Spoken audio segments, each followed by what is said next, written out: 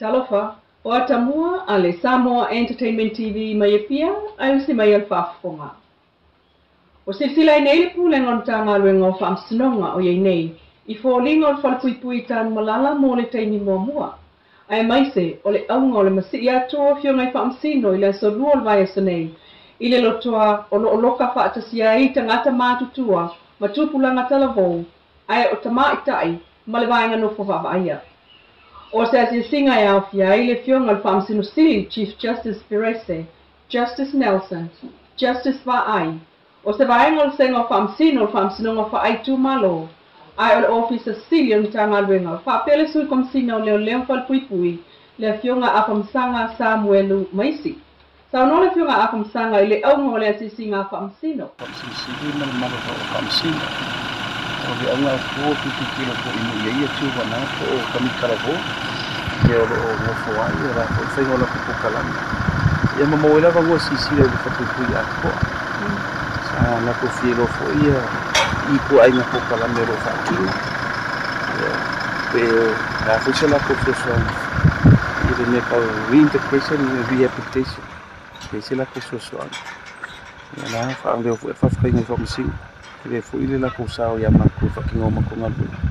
Ia pe ole aunga akonga le whamoe ale visita whamsili ma le malo whamsilo ma le skala whamsingo.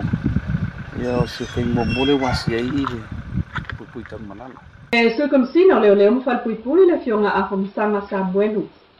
Na mai tauina fo le so o ato ai nei o le waia tala leo lo si o ai au pao le lotoa. Patusa I taimi na alua I le sol anga I se taimi o tuanai. Ani ali I sa loka I le sela po le pasima. O le sela lana, o le whalpuipui whai toto au o mea, ma e loka atu I whako. Ena awala lava ali I nei I whako. Ma sola I le tawalunga, o le whapaolonga I luma ane o le sela. Sana o le neti na whaamalumalua nea I lunga. Ele I maua tu fōi o na sola I tua le isi tama. Lea sa no fota fia na anu le au kuka o le asosa. Ai alua tuaia I le ape whai sa whaatu le au pā. Na alu e ta whao ma toe fōi ana I tutonu I le awa uli o le aso lava lea. O le sango le mua tangata uma fōi le isi tu, o lo o tanga I ai whaamsinonga. Ai o le mtanga alu leo ma whale puipui. E pe o le sao noa I le fionga a whamsanga. Ele I maua tu fōi o na sola I tua le isi tama. Lea sa no fota fia na alu le au kuka o le asosa. Ai alua tuaia I le ape whai sa whaatu le au pā. Na alu e ta whao ma toe fōi ana I tutonu I le awa uli o le aso lava lea. O le sango le mua tangata uma fōi le isi tu, o lo o tanga I ai whaamsinonga. Ai o le mtanga alu leo ma whale puipui. E pe o le sao noa I le fionga a whamsanga. Kilo leo lo ngofo ai ma. Ia kamikila ai ki poku plankala mo tiu bana. Ola man. Ia o ke mingi o lo ingi tang manana. O ngi sio mafu anga mo le sango le mu. Ai o le funga I le lumanga ai e un koi fai se me full separate ka maki me au maku lumanga I le lokwa a kole ngai kang malana le nga kai laka fa ngofi le finga ben kasi le administration fika foi resources me fa penga ke le fa ngua fa kingo a ke mi o le fa usialo ma se kas ka fa ya ku ia ni si fanga mo le nga I duma ia pe ole au nga ko nga mai fa masingo ma fa lo e sia se tribunal nampo tribunal pe mi ngai nga le ko le ku le la fasala le la bo ia le ngai ka malala ia ma ko fa la ka fia ia o nampa ti pensa e ke me fa manga lo fia teina fia ali I suru iwa ke o ia fa ku tu le ngai ka malala ko se la u fa li mala fa ile e se vai ata mo lo man suru iwa ke o ia pa ka ta ko tam fa ia ka fia la penti la ko kis malo fakta lava kusanga Kulia le ibu skulu tene le o pa u ma fa IT ai tanga tau mai le tu. E au ki ai tanga ta sia ki mo tanga ta ka po tu liti. O se tulanga le o ye nei pe o ma we ka mo manga lo ki so ni le ka mo ina Samoa. O le ono ma si ni mo mua. Mai ya no ani ya junior no o lo tati. O tu sama le ibu skulu te ma ta tene o fa IT ai. Ia tanga tau mai ile tai ni ka tu se ton skulu tene. Lena fa iki ai le no masina mulu to sanga le o Pena masani ai, o le tele lava tangata malanga mai i Samoa mai vanele, te tai. E na leona su fate si ma leona kutene, pe e le lua ake, se lau pitu su tono o wha mawina. Lena malanga mai vanele wha atusa, ni tasi le ake se lau iwa su tono, ko le tono lima te si malwhakatene na malanga mai na asami. Mo tangata se si mai, e na le ake tono se lau anu su lima, o se paua tu sa male, se fulu lua, se si malwana kutene. I le ono mātina ka wai, tu sa male iwa tono kutene. Ka tu sa le i teimi leo te tanga o konai. O le tele o tangata nto e taliu mai, ilo tātou lagu tangata no ka maui i nei. Tu sa male ake, iwa se lau walu skutasi, e te mai tangata aki aki. E fitu se lau iwa skuono. O le tele o nata ngata na o mai tonu i wa whanota. Ai o leiti wa e na skutonu te simal tonu kutene. O tangata no noko mo se teimi le tu maui Samoa. I le teimi le walea, i whaamaumaunga le ofisa o whaamaumaunga Samoa, o tangata mai iti e tunu o le atu Asia, e tu sa mare lima se lau mare fitu, ai tōru se lau rosku tangata no mai saina, o le to tele o la tōria o tangata whaamangota, na ala mai wa whangota, mo le toe utuina o la tō waa, ma whaatau la tō sapalai mo le sami. Ai o ni sila mai se tunu o le Pasifika, o se lau tōru sku fitu, o le iwa te si ma le iwa tene, ma le iwa tene, o se lau no su lima, ma le ono te si ma le wala tene, o le iwa su whatanata, mai Amerika Samoa na teni a Januari, ia Iuni o le luake lia tasi. Ini se tala, o whai ai nei whai unga whamsinonga maralunga, i le anga wa ai o le li talavau e tūla i whamsinonga e tali e mta upu toka siu tangata, o le luake sifuru lima, o a ni ailo nei mua, a mosa polo ite. Mo whale au ngai nai el whaamsino sili Justice Peresa le tāu sanga. Whapea e lea ngā waa le o tua ia talu e iai o na apia ngai mafo whau. O le fiatu la sa sufito o ki tofa lea na mali waito matua masi o se li e lusu tolu tau sanga le matua. Mai manu anga tu nā o maasalo mi ai le o tua ia. Ai o taimi le nā o sufito tau sanga o polo ite na mo li ai leo leo le pasio te tangata. Hei tai. O le whaamisino sili wa iai nei Justice Peresa lea e anga whai unga. Wa iai i le awa wa ai o le o tua ia e tūla i e tali. O le tausaha o lo manai, a o le i tupu wha le tonu o ta ua lunga. Na are ai lea o tua ia i New Zealand mo tono fitinga o lo na whatu ua apia. Mai o tausanga lea li ina whai e lango le tulafono o soli ngā tulafono o ake skuluanga. I le whaamisinonga o lea tali e iai a apia ngā wana mawhau. Ma e lea maana tulai i whaamisinonga o le nita upu. I se whaamkalanga tuskusia lo na tamae lango ai tausanga o ta uai le manuia o le tautonga o le nā tali i vaenga o ala toko o le na whatu. Ma ua iai fo i suinga o lo nā tali ina ua toe fo mai. Na watu whakasi fo i tausanga lava lea. Ma le li pote le fo mai Dr. Ian Parkin o le luako skuona. Ma le i tūnau o le li pote Dr. George Tuitama. O ka auhi iai au nanga mua tangata.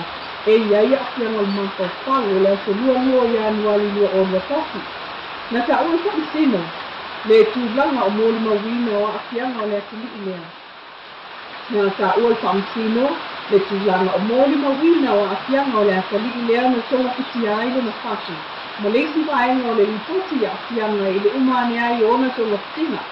Aile o ilo atu i mōli mau, o i luma o wha isinonga, le sao o nā a fianga o mako whau. O le atali i lea, i ana wha ai unga whai le onga o le mōlianga lea o tua i ai nei. O le mōlianga le whasio tusangata a wha amaania solo ato o le whalpūpui. O wha lea ngai nā i le wha amsilo o tausanga e lea waa le o mōlia e tali o le mōlianga. Ma wha atuanuai le stala, wha tūlanga se aso o nita upu lea i le wha amsilonga. Nā tā ua le wha amsilo, le tūlanga o mōli mawina o a fianga o le atali i lea no tonga iti aile na whatu. Ma leisi vaenga o le lipoti a fianga i le umane ai o na tonga fitina. Aile o ilo atu i mōli mau, o i luma o le whaamsinonga, le sao o nā a fianga o le mako whau, o le atali i lea, i ana wha ai unga whai le onga o le mōlianga lea o tua i ai nei. O le mōlianga le whasio tusangata a wha amaania solo ato o le whalpūpui. O wha lea ngai nā i le whaamsilo tausanga e lea waa le o mōlia e tali o le mōlianga. Ma wha atuanuai le stala, wha tūlanga se aso o nita upu lea i le whaamsinonga. O le whaatino le tū i ngā tele o le COVID-19 mo Samoa atua mo i lato umai le i whaia tui pui pui. Ai mai se ilato le whaatinoina tui pui lona lua. O le whaamoemoe nei tuinga tele, ina ia ausia le pasene whaatulanga ina, ina ua mai a uma tui pui e lua. Mo le pui ngalau tele o tātou tunu umo ilato umai anga waa, ona whai tui pui. O le a whaatino le nei tuinga tele, i le aso wharai le aso spuruiva o Novema. E amata i le valu le tai au, e tau le ono i le fiafi. Le ua te talo mai ai le mtanga luenga le soifua maloloina ai o le New York i le tātou tunu. Ina ia whaailoa a inga, e le i whaia ni tui pui mua. Whaapea, ma le tui pui lona lua e ala, i le nonoa lea, o se e mumu i luma o lato mota. O le angalue whaatasi, le au whai ngalue ngal soifua maloloina ma sui o nuu, sui le malo ma sui te maita i nuu, whaatasi ai ma whale mai whaaitu malo, le wha solonga lea, o tui pui i to tonu nuu ma fio anga. O whautuaina umatangata, o ile aso, pe ua pasi ma le aso whaatulanga ina o tui pui lona lua, whaapea ma ilatou ele i whaia tui pui mua, ina ia no nofo ma whaatali mai o tō mau tamalawa. Whaapai ngofi e whaatuna ina o le ngā luenga.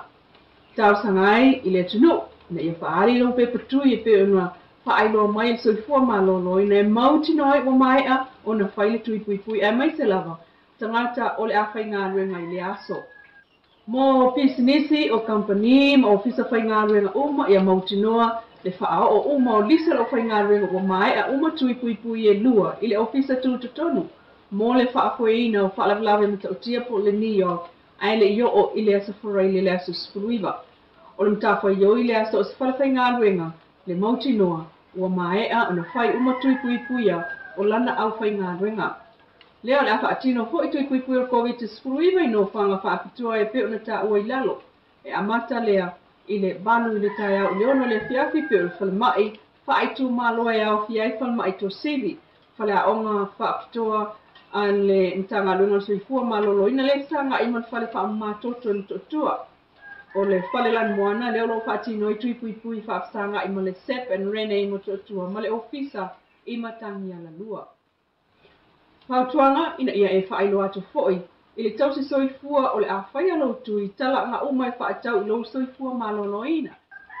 E au fiaini a fianga e masani o nā lia e pe a whai sau tui, fuala au tonga fitinga o loo wha au le inuina ma nisi o a fianga. Mai au na sila fia nisi nei o au ngā masani o na tupu isi tangata, pe a umona whaile tui pui e pe o le ti ngā, wafuna le paenga o le tino sa tui.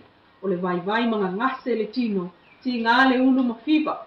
O le totelo tangata wa umana whaitui, e le i tutupu wa ia ni a afianga, e pe ona ta ua ilunga. Ua whautua inai, ina ia inu whala au me ti ngā, to angai tau mawhale vai, ma sua whala au aina sumalie, ma ia lava le malolo, e le umistaimi e mawai tangata whaato a uma, ona whaile tui i nā unga, ia aito e tea.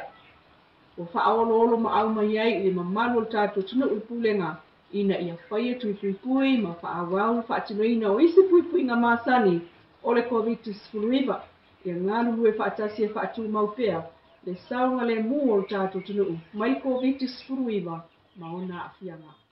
Kutu ina mai fo'i ma le numero i telefoni mtanga ruenga o soifua maloloina e whaasota i monis whaamtalanga o tātou tunu pe o le valu se lau ono wha o po o le iwa fitu. Ia po le asiasi fo'i i le mtanga runga soifua maloloina. Pei ona tau sanga mai ai. Le fiongan whaatun siri awa o soifua maloloina. Le ausa tupa i Samoa Dr. Takina Seri. Lau Samoa Entertainment TV mai apia. Mas wha o poponga watamua tai au. I le alofa o le atua ai soifua ia.